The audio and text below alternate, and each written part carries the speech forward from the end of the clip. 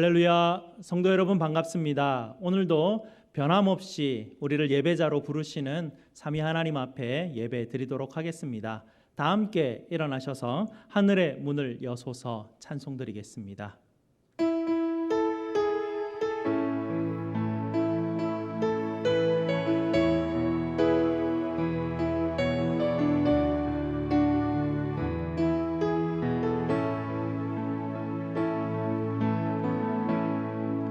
하늘의 문을 여소서, 이곳을 주목하소서. 주를 향한 노래가 꺼지지 않으니 하늘을 열고 보소서. 이곳에 임재하소서. 주님을 기다립니다. 기도의 향기가 하늘에 닿으니 주여 임재하여 주소서. 이곳에 오셔서 이곳에 앉으소서. 이곳에서 예배를 받으소서. 주님의 이름만이 오직 주의 이름만. 이곳에 오셔서 이곳에 앉으소서. 이곳에서 예배를 받으소서.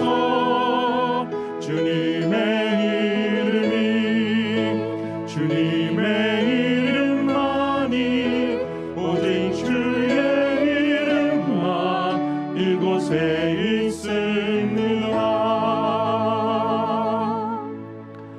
왕이신 나의 하나님이여, 내가 주를 높이고 영원히 주의 이름을 송축하리이다.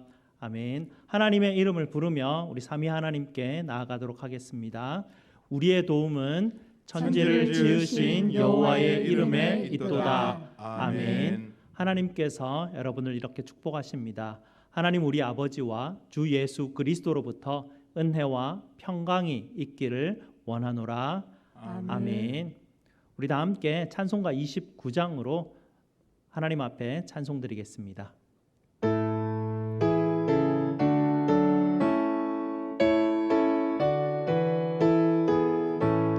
성도여 다 함께 할렐루야 아멘.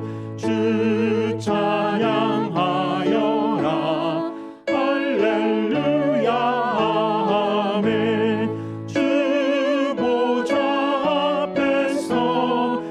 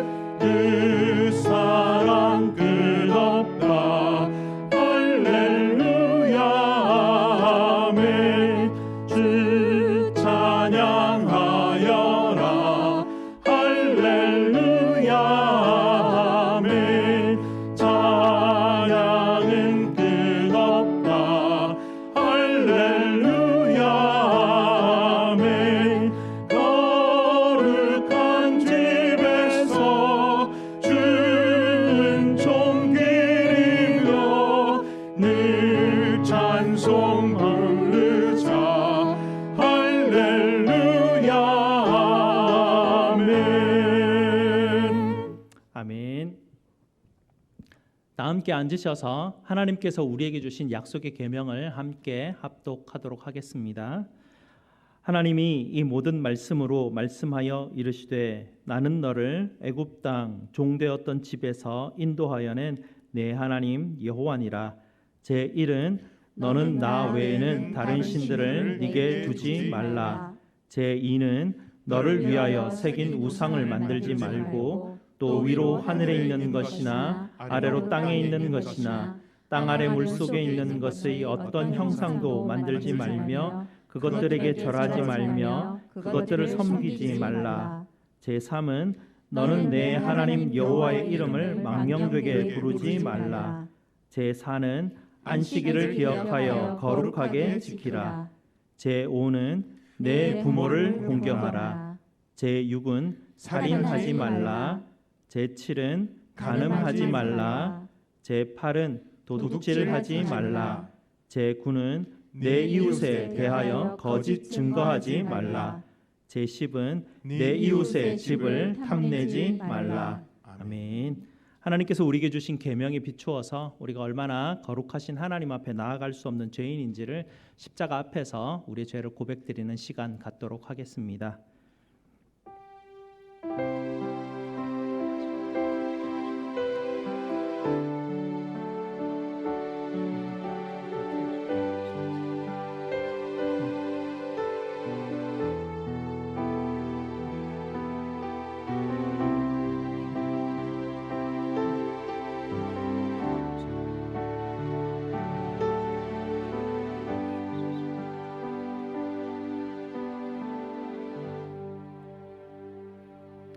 거룩하신 하나님 아버지, 거룩하신 하나님을 예배할 자격 없는 저희들 십자가의 은혜로 거룩하게 하셔서 예배자가 되게 하시니 감사를 드립니다. 아버지의 부르심 앞에서 저희의 죄됨을 고백드리오니 저희를 정결하게 하여 주시옵소서. 온 성도들이 십자가의 은혜만을 온전히 의지함으로 예배자로 아버지 앞에 나아가기를 원합니다. 성령 하나님, 저희 성도들 가운데 함께하여 주님 인도하여 주시고 십자가의 은혜를 깨닫게 하셔서 감사함으로 아버지 앞에 나아갈 수 있도록 도와주시옵소서. 죄인들을 위하여 십자가에 죽으시고 부활하신 우리 주 예수 그리스도 이름으로 기도드리옵나이다. 아멘. 우리 구주 예수님께서 여러분께 요한복음 3장 16절과 17절 말씀으로 죄사함의 말씀을 선포해 주십니다. 제가 말씀 읽어드리겠습니다. 하나님이 세상을 이처럼 사랑하사 독생자를 주셨으니 이는 그를 믿는 자마다 멸망하지 않고 영생을 얻게 하려 하심이라. 하나님이 그 아들을 세상에 보내신 것은 세상을 심판하려 하심이 아니요 그로 말미암아 세상이 구원을 받게 하려 하심이라.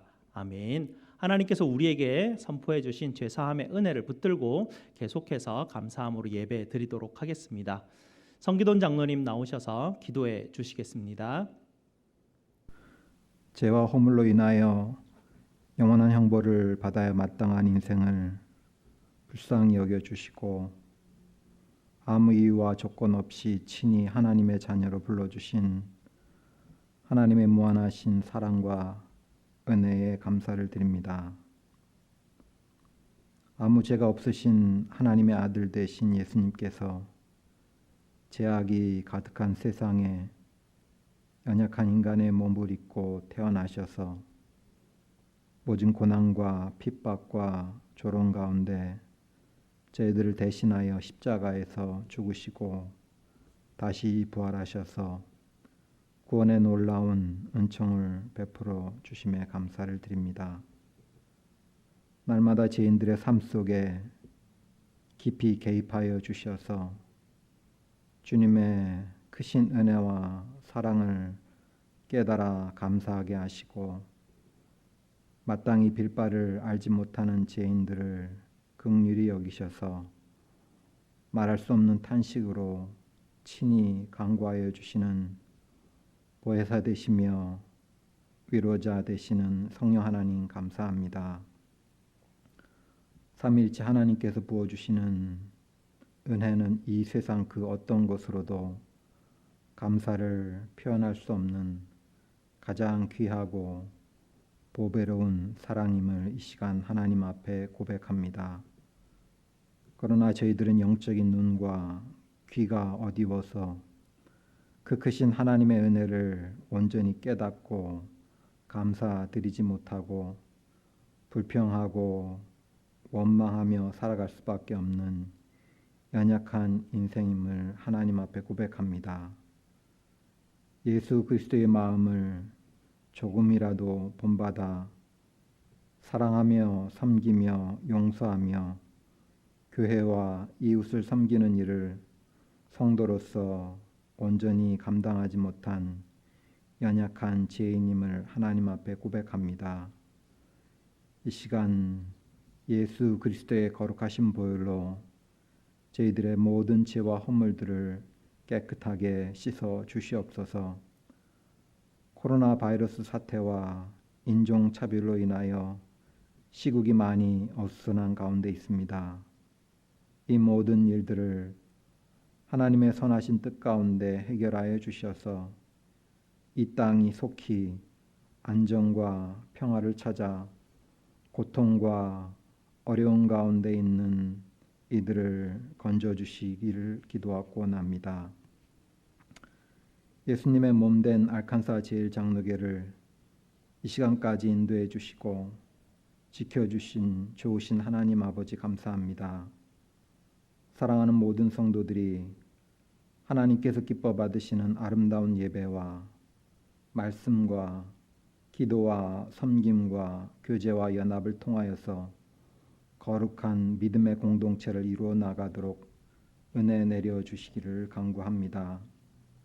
이 땅에 주님을 모르는 많은 영혼들을 구원하며 고통 가운데 있는 이웃들을 구제하는 일에 귀하게 쓰임받는 신앙의 공동체로 세워주시기를 간구합니다. 이 땅의 악한 마귀 사단의 공격과 세상의 모든 시험과 유혹 앞에서 예수 그리스도의 이름으로 싸워 승리하는 거룩한 하나님의 교회로 세워주시기를 기도드립니다. 오늘도 귀한 하나님의 종을 주님의 제단에 세워주신 하나님 아버지 감사합니다. 사랑하는 종의 입술과 심령을 우리 성령 하나님께서 친히 주장하시고 인도하여 주시어서 말씀에 능력을 더하여 주시고 거룩한 하나님의 말씀의 대언자로 귀하게 사용하여 주시기를 기도드립니다. 은혜를 간절히 사모하며 말씀을 받는 모든 성도들이 삶 가운데서 말씀의 거룩한 열매를 풍성하게 거두며 말씀과 삶이 일치하는 귀한 복을 누리게 하여 주시기를 소원합니다. 여러 육신의 질병과 마음의 아픔과 상처들, 또 생업의 어려움 등으로 인하여 여러 환난과 어려움에 처한 많은 성도와 이웃들이 있습니다. 그들을 불쌍히 여겨주시고 그들을 만나주시고 위로하여 주시고 그들의 모든 마음에 간절한 기도 제목을 친히 응답하여 주시기를 기도드립니다. 눈앞의 현실의 고난과 아픔으로 인하여 낙심할 수밖에 없는 저희들의 눈을 열어주셔서 하나님의 선하신 계획 가운데 우리의 삶 구석구석에서 일하고 계시는 전능하신 주님을 보게 하시고 그 하나님을 신뢰하는 믿음의 자리로 나아갈 수 있도록 은혜 위에 은혜를 더하여 주시옵소서. 모든 것 하나님 앞에 감사드리며 예수 그리스도의 이름으로 간절히 기도드립니다. 아멘.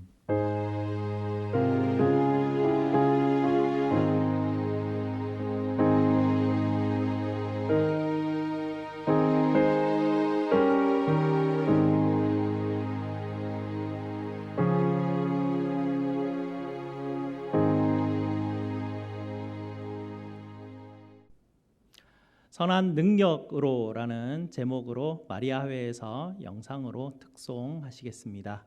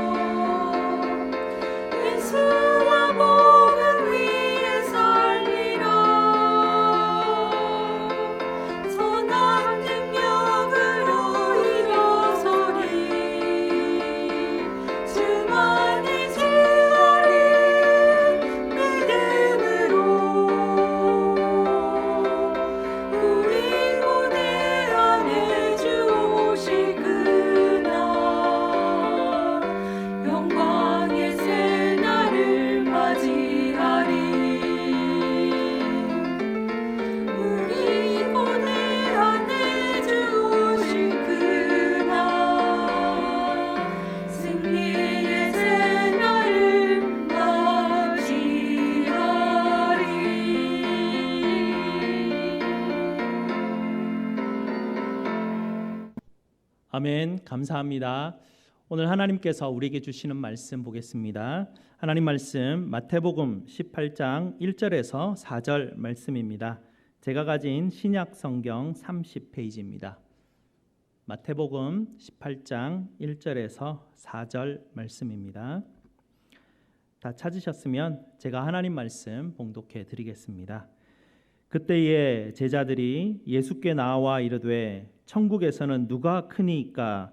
예수께서 한 어린아이를 불러 그들 가운데 세우시고 이르시되 진실로 너희에게 이르노니 너희가 돌이켜 어린아이들과 같이 되지 아니하면 결단코 천국에 들어가지 못하리라. 그러므로 누구든지 이 어린아이와 같이 자기를 낮추는 사람이 천국에서 큰 자니라. 아멘. 말씀을 위해서 기도하시겠습니다. 아버지 하나님, 오늘도 성령 하나님을 통하여 진리의 말씀 앞에 불러주시니 감사를 드립니다. 부족한 종의 입술을 정결하게 하시고 생명의 말씀만이 성도들의 심령 가운데 심겨져 열매 맺을 수 있도록 은혜 허락하여 주시옵소서. 예수 그리스도 이름으로 기도드리옵나이다. 아멘. 우리는 수많은 사각형의 틀을 통해서 세상을 바라보게 됩니다. 장면을 한번 보여주시면요, 여러분 손에 들고 있는 이런 스마트폰이나 태블릿이나 TV나 컴퓨터를 통해서 우리는 지금도 지구 어느 곳에 있든지 실시간으로 일어나는 사건들을 우리는 볼 수 있는 그런 시대를 살아가고 있습니다. 그래서 이렇게 사각형의 틀을 통해서 우리는 세상을 바라보게 되는데요, 그 현장에 어떤 일이 있는지 직접 가보지 않고도 멀리 떨어져서 볼 수 있는 그런 시기를 살아가고 있습니다. 하지만 저 사각형의 틀을 통해서 우리는 세상을 다 볼 수 있는 것은 아닙니다. 그래서 우리는 저 사각형의 틀을 가지고 세상을 바라보는 법을 또 우리는 알아야 되지 않겠습니까? 다음 그림을 한번 보시면요, 이 사각형의 틀을 가운데 놓고 한쪽은 어떤 장면을 보는 시청자이고요, 또 한쪽은 의도를 가진 편집자가 있습니다. 시청자들, 우리들인데요, 우리들 머릿속에는 이미 여러 가지 이미지들이 들어가 있죠. 우리의 기억이 있고요, 경험한 것들이 있고 우리 안에 가지고 있는 여러 가지 상처들도 있습니다. 의도를 가진 어떤 편집자는 저 사각형의 틀을 통해서 시청자들에게 그 시청자들 머릿속에 이미 들어가 있는 어떤 이미지를 더 부각시키고 그것에 반응하도록 그렇게 편집하여 이 장면을 보여주려고 합니다. 그리고 대부분의 저 의도를 가진 편집자들은 방송국에 고용된 사람일 가능성이 많습니다. 그리고 저 방송국에서 저 사람을 고용하는 것은 그 방송국이 이익을 창출하기 위해서 그렇게 하는 행위임도 우리는 알고 있습니다. 그리고 편집자는 자기를 고용한 방송국과 또 그 방송국의 광고주의 이익을 대변하기 위해서 저 사람은 일을 하는 사람입니다. 그래서 어떤 면에서 보면 저 사각형의 틀을 통해서 우리는 모든 진실을 다 볼 수 없다는 것도 우리는 알아야 합니다. 이번에 조지 플로이드의 사건을 예로 들면서 한번 보겠는데요, 만약에 이렇습니다. 만약 방송국에서 인종차별적인 경찰들에 대한 장면들을 계속해서 보여주고 있고요, 낮에 다양한 인종들이 함께 섞여서 함께 인종차별은 나쁜 것이다 라는 피켓을 들고 평화적인 시위하는 장면을 계속해서 보여주면서 저녁에 일어나는 약탈하는 그룹들은 또 다른 시각으로 만약에 보여준다면 사람들 머릿속에는 인종차별 이것이 너무나 큰 문제였다라는 문제의식을 가지게 되고요, 미국은 더 이상 이 인종차별 문제를 가지고 끄는 것이 아니라 이제는 변해야 된다라는 어떤 사고들이 계속해서 일어날 것입니다. 하지만 또 다른 측면에서 이 사각형의 틀을 통해서 다른 생각을 사람들에게 또 전달할 수도 있습니다.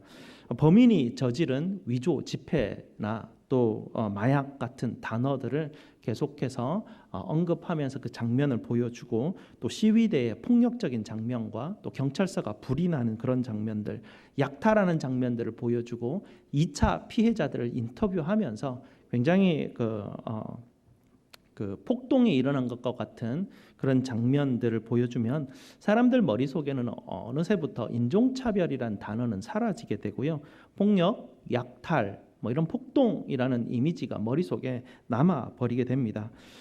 이런 어떤 부분들을 보면서 사람들은 이 사각형의 틀을 통해서 인종차별을 극복하려고 하는 사람들이 보내려고 하는 메시지와 인종을 차별하기를 원하는 사람들이 보내는 메시지가 막 섞여서 우리한테 들어오고 있음을 우리는 또 보게 됩니다. 이 각 그룹들이 자기가 이 사각형의 틀을 통해서 한 그룹은 인종차별은 문제가 많으니 극복합시다, 해결합시다라는 메시지를 보내는 반면에 또 한쪽은 폭동을 일으키는 불법적인 그룹들이 데모를 일으키고 있다라는 그런 메시지들을 보게 됩니다. 뭐 여러분도 혹시나 뭐 한국에 있는 친지들이나 또 다른 세계에 있는 친지들한테 전화를 받으신 분도 있겠지만 미국에 폭동이 일어났다면서 이렇게 받아들이게 되죠. 그들 머릿속에는 인종차별이라는 어떤 그런 그 이미지들은 전달되어지지 않는 모습들을 보게 됩니다. 뭐 결과적으로는 지금까지 이 인종차별 문제는 미국에서 굉장히 오래된 이슈입니다. 하지만 한 번도 해결된 적이 없고요. 지금까지 계속해서 이런 사태들이 반복해서 벌어지지만 결과는 항상 이렇게 비슷하게 마무리되는 것들을 보게 됩니다. 최근에 들어와서는 소수 민족들 간에 서로 인종차별을 하게 되고요. 소수 민족들 간에 서로 미워하면서 서로를 차별하고 서로를 향한 분노를 가지는 그런 양상을 또 띠게 되는 또 다른 방향으로 가게 되죠. 어떻게 하면 여러분은 어떤 사각형의 틀을 가지고 이 세상을 받아들이시고 계십니까? 성경의 시대처럼 팍스 로마를 살아가고 있는 성경의 시대처럼 지금은 팍스 아메리카를 살고 있는 시대를 우리는 살아가고 있습니다. 여러분도 아시겠지만 로마의 평화는 강한 군대와 부요함을 가지고 유지를 하였습니다. 마찬가지죠. 팍스 아메리카나도 마찬가지입니다. 강한 군대와 부요함으로 이 평화는 유지되고 있습니다. 세상이 말하는 평화는 힘과 돈에 의해서 유지된다라는 것이죠. 법치주의를 말합니다. 법치주의를 말하지만 사실은 법을 만드는 사람들을 가만히 살펴보게 되면은요, 결국은 힘과 돈이 있는 사람들이 법을 만드는 의회를 로비를 하면서 굉장히 막강한 영향력을 하고 있는 것을 보게 됩니다. 이런 것을 보아도 인류는 너무나 자연스럽게 힘과 돈을 향하여서 나아가고 있다라는 것을 우리는 알 수 있습니다. 예수님 당시 사람들도 이런 어떤 그 인류가 나아가는 조류 이런 길 방향성에 많이 편승해 있는 것을 보게 되죠. 그때 사람들도 마찬가지입니다. 이 로마의 힘을 더 넘어서는 메시아의 나라가 이 땅 가운데 속히 왔으면 하는 것이 당시 유대인들의 마음이었죠. 오늘 본문도 제자들이 말하기를 누가 큰가입니다. 이게 큰 게 문제죠. 뭔가 위대하고 크고 이런 것을 통해서 이 땅의 평화와 행복을 얻을 수 있다라는 그런 그 사각형의 어떤 틀을 가지고 삶을 살아가고 있습니다. 이 제자들이 기대하는 것은 하나님 나라는 이 로마보다 더 큰, 더 강력한 힘을 가진 나라였으면 하는 것이었습니다. 그래서 이 제자들이 가지고 있는 사각형의 틀도 로마의 힘에서 벗어나지 못하는 것이죠. 예수님은 이런 제자들의 어떤 그 관점에 대해서 완전히 또 다른 새로운 관점으로 제자들에게 하나님 나라는 그럼 어떤 곳인가, 어떤 질서를 가지고 하나님 나라는 움직여가는 것인가를 말씀해 주고 계십니다. 예수님은 하나님 나라의 삶은 로마의 질서와는 전혀 다른 하나님 나라의 질서를 통해서 하나님 나라가 운영되고 있음을 제자들에게 가르쳐 주고 있습니다. 이 코로나 사태를 접하면서 우리가 굉장히 쓸쓸한 장면들을 보았는데요. 이 사태를 극복하기 위해서 정부 당국은 두 가지로 카테고리로 여러 가지를 분류를 하였습니다. 마켓이나 주유소나 병원이나 동물병원이나 세탁소, 투고하는 식당들은 필수적인 카테고리로 묶게 됩니다. 그리고 영화관이나 카지노, 또 식당이나 체육관 이런 것들은 비필수적인 것으로 분류를 합니다. 교회는 어디로 분류되었습니까? 교회는 비필수적인 것으로 분류가 되었습니다. 물론 다른 관점에서 이렇게 분류하였겠지만 세상 사람들은 내심 어떻게 교회를 대하는가 이런 부분들을 이 사태를 보면서 우리는 조금은 알 수 있었습니다. 사람들이 보기에는 기독교인들, 그리스도인들이 가진 신앙은 필수적인 것이라기보다는 인간들이 살아가는데 뭔가 도움을 주는 요소라라고 그들은 세상은 인식하고 있는 것 같습니다.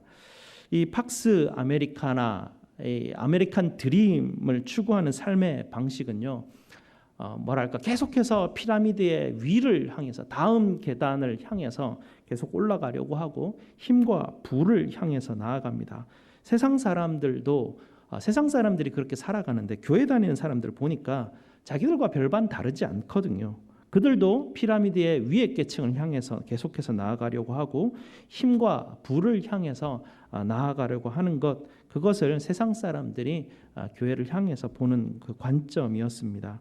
세상 사람들이 보기에 예수를 믿는 사람들은 다른 나라로 이주해서 다른 나라의 질서를 따라서 살아가는 사람이 아니라 아직도 자기들과 같은 질서 속에서 살아가는 그런 사람인 것이라고 사람들은 판단했기 때문에 이 교회, 신앙은 필수적인 것이 아니라 비필수적인 카테고리로 묻고 있는 것입니다.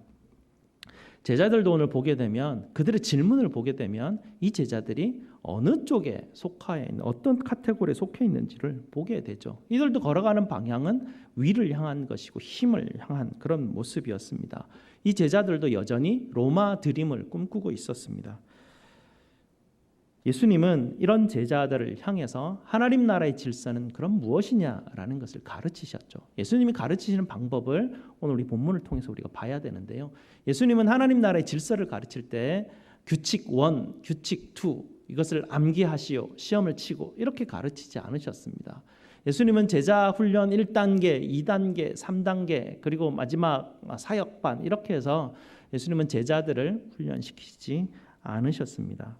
예수님은 뭔가를 보여주는 방식을 계속해서 우리에게 뭔가를 보여주면서 하나님 나라의 질서가 무엇인지 가르쳐 주셨습니다.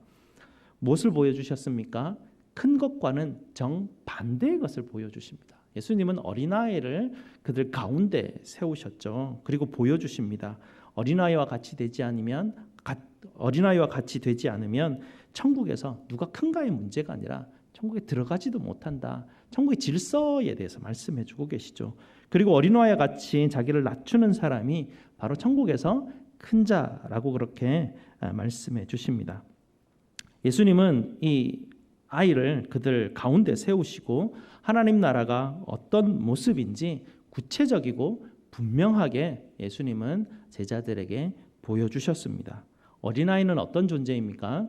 힘이 없고 의존적이고 도움이 필요하고 보잘것없고 훈련되지 않고 성숙되지 않고 가난한 사람, 이런 부류를 대표하는 인물이 바로 이 어린아이입니다.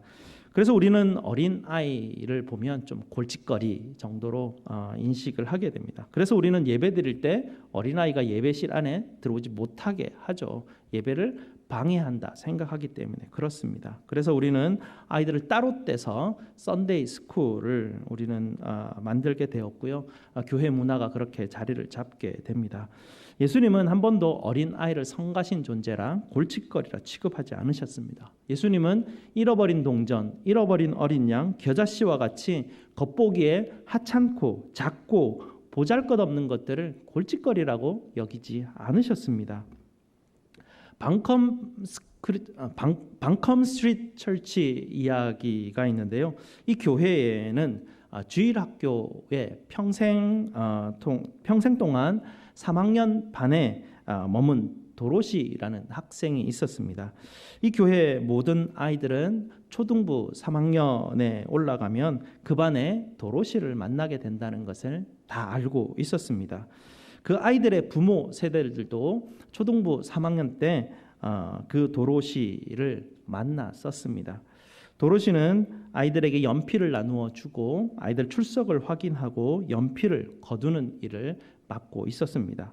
모든 아이들은 이 도로시가 보조 교사라고 그렇게 인식하고 그렇게 알았었습니다. 그 후 아이들이 다 자라나서 다운 증후군이라는 것이 무엇인지 알게 된 이후에 이 도로시가 다운 증후군 환자였구나라는 것을 굉장히 뒤늦게 알았다고 합니다. 이 교회 교인들은 도로시를 다운증후군 환자로 안 것이 아니라 이 도로시가 초등 3부 보조 교사였다는 것으로만 기억하고 있었습니다. 방컴 스트리트 처치는 예수님이 어린아이를 가운데 세우신 것 같이 도로시를 그들 가운데 세웠던 교회입니다. 바로 이 사람들이 하나님 나라의 큰 자였다는 것을 우리에게 예화로 보여주고 있습니다. 선교사, 목사, 전도를 많이 하는 사람, 순교하는 사람이 하나님 나라의 큰 자라고 예수님은 말씀하지 않으십니다. 봉사 많이 하고 기도 많이 하는 자가 하나님 나라의 큰 자라고 말씀하지 않으십니다. 예수님은 어린 아이를 그들 가운데 세울 수 있는 사람, 그 사람이 바로 하나님 나라의 큰 사람이라고 말씀하시는 것입니다.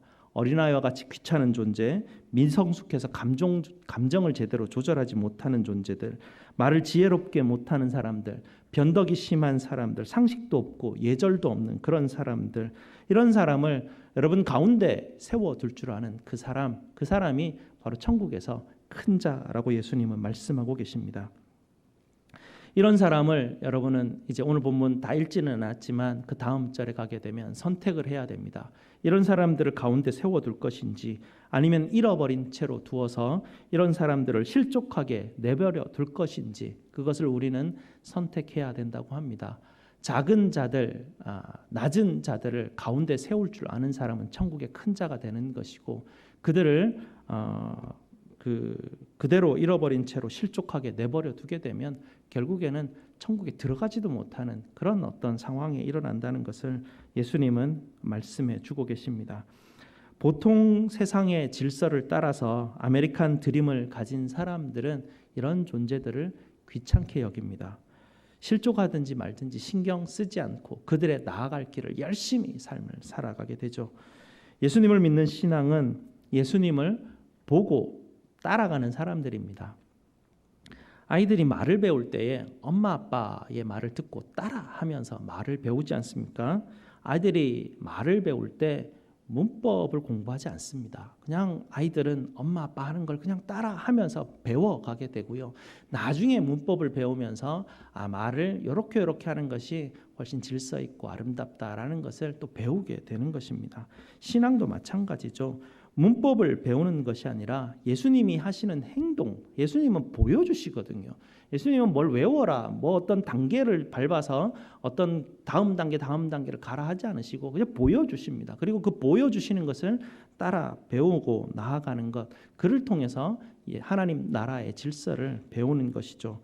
문법을 먼저 배워가지고 무엇이 옳다, 그르다 기준을 가지고 판단하고 정죄하는 것이 아니라 예수님이 하신 행동을 그대로 보고 따라가는 것을 통해서 하나님 나라의 능력이 드러난다라고 예수님은 우리에게 가르쳐주고 계십니다.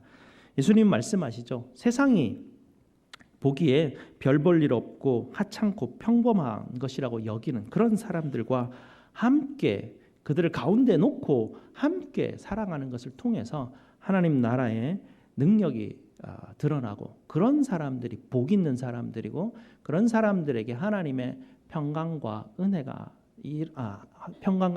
부어진다라고 예수님 말씀해주고 계십니다. 바로 별 볼 일 없고 한창고 평범한 것을 우리의 삶 가운데 두는 것, 그것이 바로 하나님 나라의 큰 자가 되는 것이죠. 이민 와서 보면 참 특이한 사람들을 많이 만나게 됩니다. 처음 와서는 내가 왜 이런 사람들과 같이 살아야 되는지 조금은 낙심하게 되는데요. 하나님은 이를 통해서 점차 우리의 세속성을 점검하시고 하나씩 벗겨 나가십니다. 우리가 위의 단계, 피라미드의 다음 단계를 향해서 나아가는 존재들이 아니라 우리 가운데 예수님이 세우신 것처럼 낮은 자를 우리 가운데 세움으로 말미암아서 내가 예수님 앞에서 낮은 자구나라는 것을 계속해서 깨달아가는 그런 삶을 우리에게 주십니다. 그래서 나의 잘남을 다 지워내시고 평범함 속에서 하나님께서 우리에게 가르치신 말씀 때문에 저 연약한 자들 우리 공동체 가운데 두면서 그들과 함께 살아가는 것을 통해서 기쁨과 감사함을 누리는 것, 이것이 바로 천국의 삶이구나라는 것을 주님은 가르쳐 주십니다. 결론을 맺습니다. 차별받는 사람, 낮은 사람, 이 어린 사람을 영접하는 것, 이것이 바로 예수님과 함께 걸어가는 삶입니다. 우리도 이민자로서 차별을 받고 삶을 살아가고 있죠. 차별을 받는 사람들과 함께 아파하고 같은 목소리를 내어주는 것, 그것이 바로 낮은 자리에 또 있는 것 아니겠습니까? 아무리 위대한 일을 하더라도 여러분의 성품과 삶이 낮은 곳을 향하지 않으면 여러분은 거기에 천국이 없습니다. 신앙은 여러분을 예수님이 계시는 천국으로 인도합니다. 성도 여러분, 낮은 사람, 골칫거리 같은 사람, 그런 사람들을 긍휼히 여기시고 온유하게 대하시기 바랍니다. 그리하여서 천국에서 큰 자가 되시기를 주님의 이름으로 축복드립니다. 기도하시겠습니다. 아버지 하나님, 감사합니다. 하나님, 우리가 이 땅에 사각형의 틀들을 가지고 삶을 살아갈 때 어느 곳을 바라보아야 될지 가르쳐 주시니 감사를 드립니다. 하나님 나라의 질서가 어린아이와 같이 낮은 사람들과 함께 살아가는 것이라 주님께서 가르쳐 주시고 보여주셨사오니 하나님, 우리 성도들 그것을 바라보며 쫓아가는 우리 성도들 다 될 수 있도록 도와주시고, 연약한 사람들과 부딪혀 가며 삶을 살아갈 때 우리 가운데 있는 세속성들을 벗어내게 하시고 우리의 잘남을 벗겨주셔서 온전히 하나님께서 우리에게 부으시는 은혜의 삶을 살아갈 수 있는 저희들 다 될 수 있도록 주님 인도하여 주시옵소서. 예수 그리스도 이름으로 기도드리옵나이다. 아멘. 사도신경으로 우리의 신앙을 고백드리겠습니다. 전능하사 천지를 만드신 하나님 아버지를 내가 믿사오며 그 외아들 우리 주 예수 그리스도를 믿사오니 이는 성령으로 잉태하사 동정녀 마리아에게 나시고 본디오 빌라도에게 고난을 받으사 십자가에 못 박혀 죽으시고 장사한 지 사흘 만에 죽은 자 가운데서 다시 살아나시며 하늘에 오르사 전능하신 하나님 우편에 앉아 계시다가 저리로서 산자와 죽은 자를 심판하러 오시리라. 성령을 믿사오며 거룩한 공예와 성도가 서로 교통하는 것과 죄를 사하여 주시는 것과 몸이 다시 사는 것과 영원히 사는 것을 믿사옵나이다. 아멘. 우리 함께 하나님 앞에 봉헌하시겠습니다.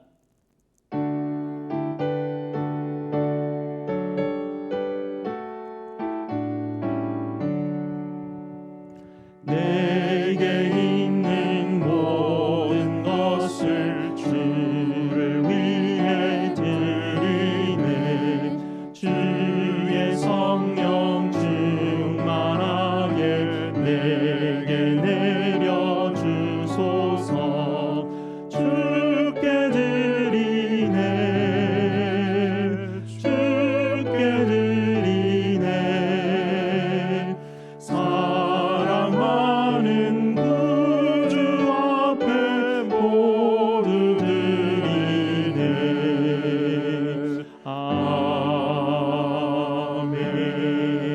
아멘. 감사기도 드리겠습니다. 사랑과 은혜가 풍성하신 우리 아버지 하나님, 감사를 드립니다. 매일매일 일상에서 성령 하나님께서 우리에게 주시는 능력으로 살아가게 하시고 아버지께서 주시는 은혜를 의지하여 아버지 하나님 우리가 살아가게 하시니 감사를 드립니다.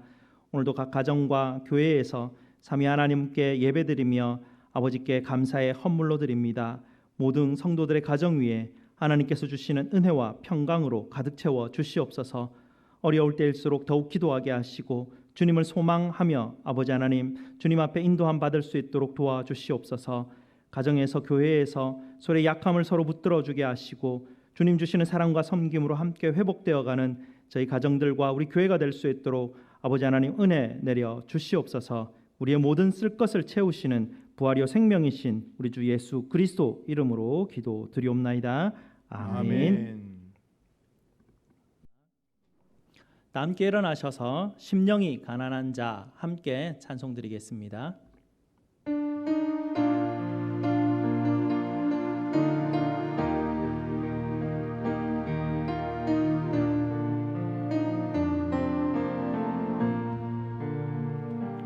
심령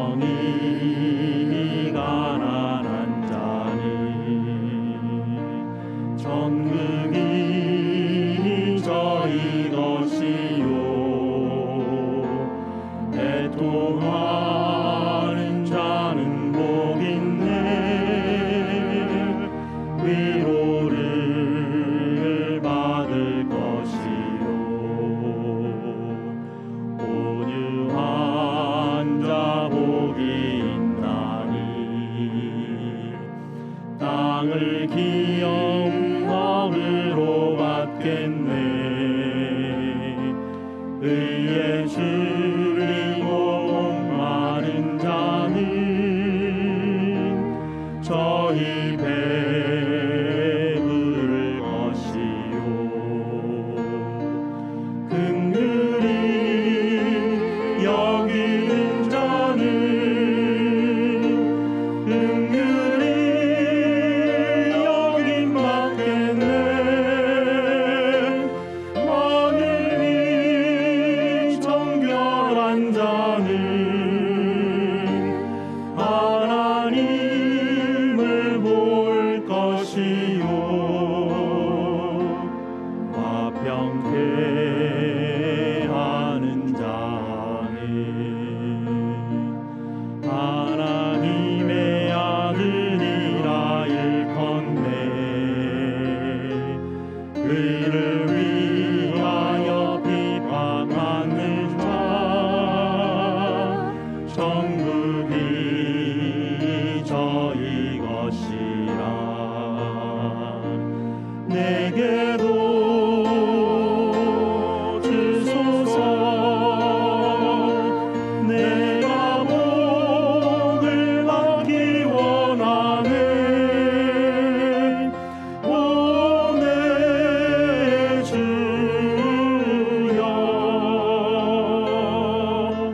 주소서.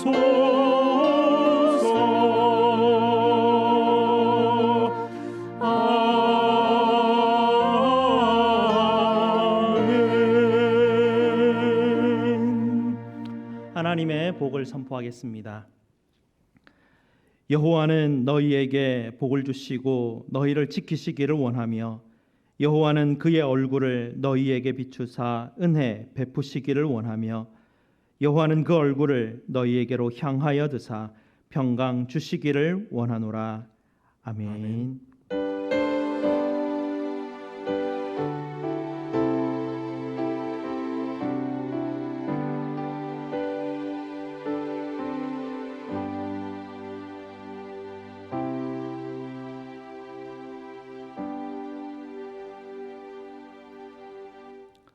하나님께서 우리에게 주신 복으로 우리 서로를 함께 축복합시다. 주님은 너를 사랑해. 주님은 너를 축복해.